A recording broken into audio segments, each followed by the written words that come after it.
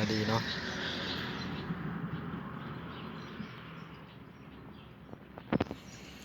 มื้อนี้เอาเท้านำโซกออกมาโซเนาะ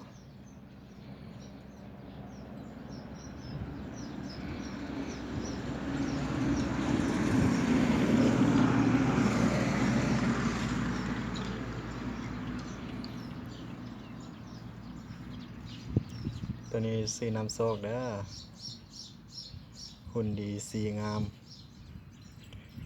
โตใหญ่หุ่นยาวเนาะสีหมอก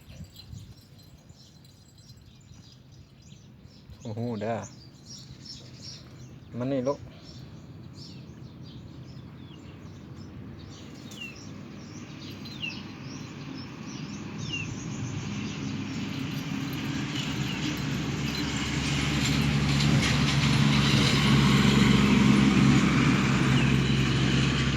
ตัวใหญ่ยาวหน้าขาวๆงามๆนะ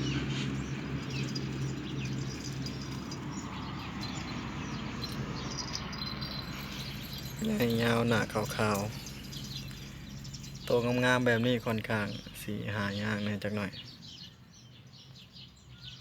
ก็ตอนนี้กำลังจับผสมอยู่คู่เพิ่นอยู่นี่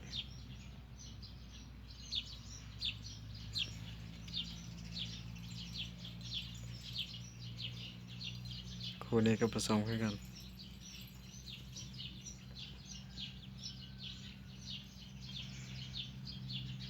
ก็ผสมไว้หลายคู่อยู่เนาะ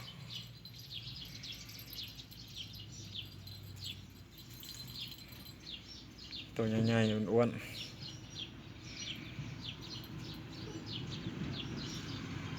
จกได้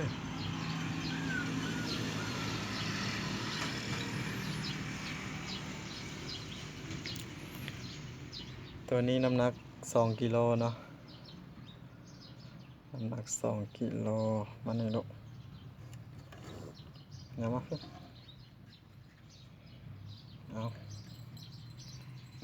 างามๆ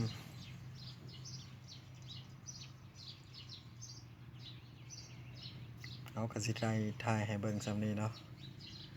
เดี๋ยวขอจบคลิปไปสำนี้ก่อนบ๊ายบายบ๊ายบายนะลูก